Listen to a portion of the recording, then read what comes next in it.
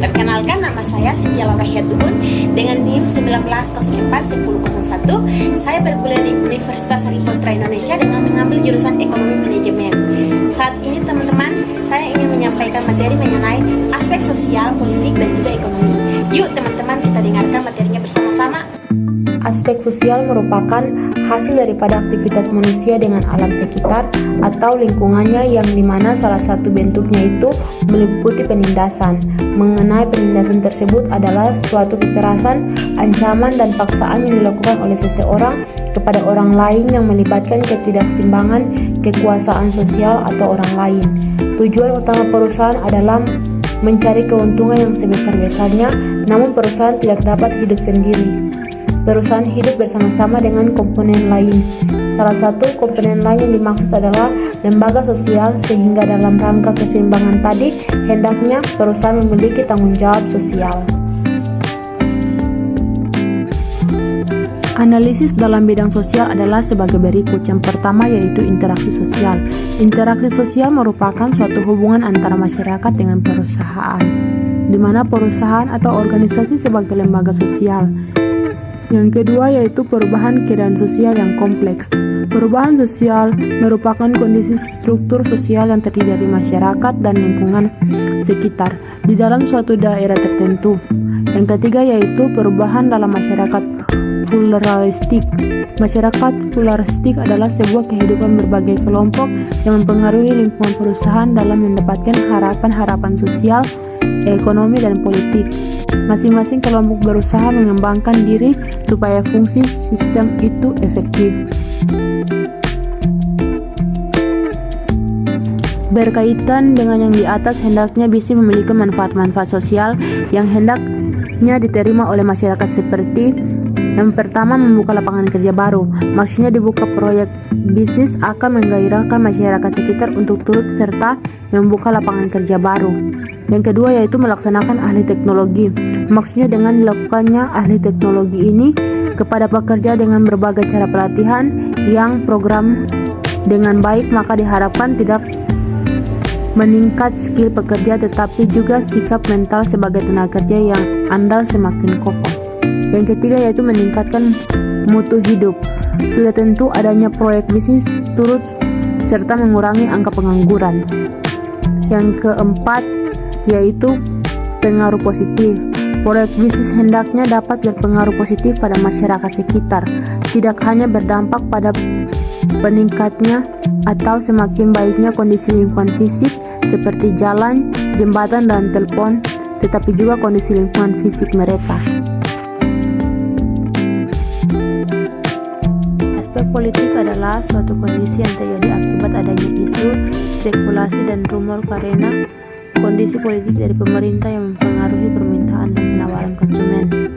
Adanya isu, rumor, spekulasi yang timbul akibat kondisi politik yang diciptakan pemerintah akan mempengaruhi permintaan dan penawaran suatu produk, baik itu barang maupun jasa. Dalam menganalisis kelayakan bisnis, hendaknya aspek politik perlu pula dikaji untuk memperkirakan bahwa situasi politik saat ini bisa dibangun dan diimplementasikan tidak akan sangat mengganggu sehingga kajian menjadi layak. Situasi politik dapat diketahui melalui berita-berita dan media massa. Analisis dalam bidang politik adalah sebagai berikut. Yang pertama, isu strategis. Isu strategis merupakan suatu informasi pemberitaan sosial mencakup informasi publik yang berkaitan dengan perubahan lingkungan, masyarakat, dan pemerintah. Yang kedua, penyelenggaraan pemerintah. Penyelenggaraan pemerintahan merupakan suatu rangkaian atau struktur kepemerintahan di dalam suatu wilayah tertentu. Yang ketiga yaitu kerjasama pemerintah. Kerjasama pemerintah merupakan suatu perjanjian pemerintah suatu wilayah dengan pihak-pihak lainnya agar pemerintahan mau bekerja sama dengan perusahaan di dalam bisnis. Good news dimaknai dengan berita-berita yang dapat diterima pelaku pasar tentang berbagai faktor atau kondisi suatu negara yang berhubungan dengan dunia investasi yang dinilai mendukung dan memiliki potensi mendatangkan keuntungan bagi dunia investasi.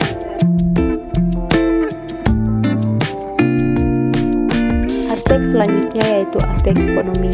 Aspek ekonomi adalah aspek geografi sosial yang berkaitan dengan hal-hal ekonomis. Aspek ekonomi itu sendiri membahas tentang bagaimana perusahaan berkembang yang tentunya impactnya positif terhadap pendapatan yang diperoleh.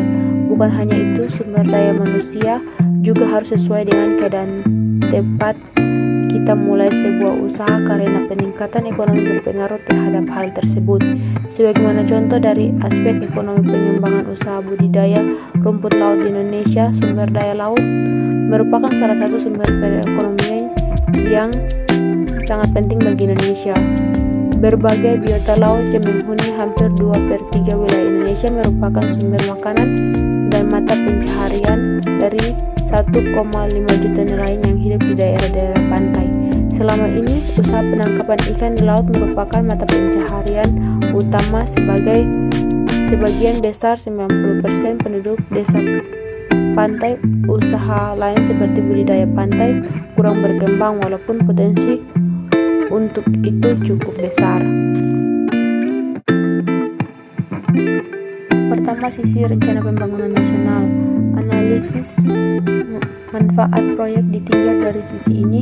Dimaksud agar proyek dapat memberi kesempatan kerja bagi masyarakat, B. menggunakan sumber daya lokal, C. menghasilkan dan menghemat devisa, D.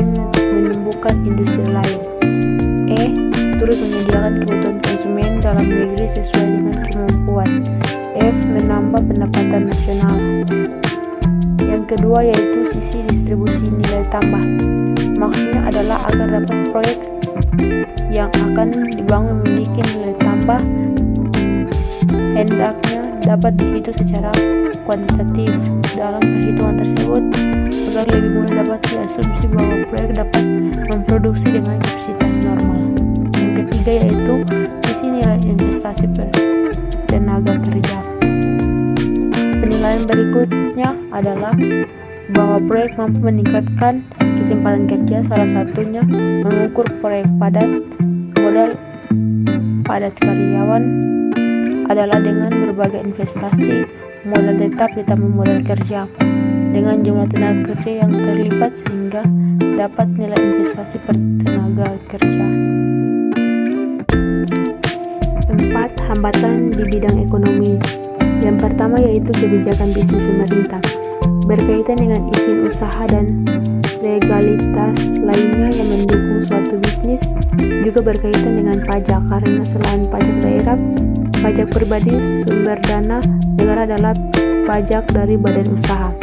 Yang kedua, pertumbuhan berkaitan dengan pertumbuhan penduduk suatu daerah tertentu. Untuk mengetahui jumlah tenaga kerja yang bersedia bisa dianalisis dari perbedaan gender, umur, produktif, dan tingkat pendidikan. Yang ketiga yaitu pendapatan nasional dan pendapatan per kapita. Pendapatan nasional merupakan keseluruhan pendapatan yang dimiliki dan diperoleh dari suatu negara. Pendapatan per kapita merupakan keseluruhan pendapatan yang dimiliki dan diperoleh dari suatu penduduk di dalam suatu daerah. 4. Investasi dari pihak lain. Investasi dari pihak lain merupakan suatu tambahan modal yang didapatkan suatu kondisi ekonomi suatu wilayah di dalam menjalankan pembangunan ekonominya. Yang kelima yaitu pertumbuhan industri. Dengan adanya proses bisnis yang baru diharapkan tumbuh industri lain yang sejenis atau industri pendukung lainnya seperti industri bahan baku maupun industri sebagai dampak positif adanya kegiatan ekonomi di daerah tersebut. Yang keenam yaitu kurs valuta asing. Kurs valuta asing merupakan nilai tukar dari mata uang asing dengan mata uang yang digunakan pada suatu negara. Yang ketujuh yaitu kredit perbankan.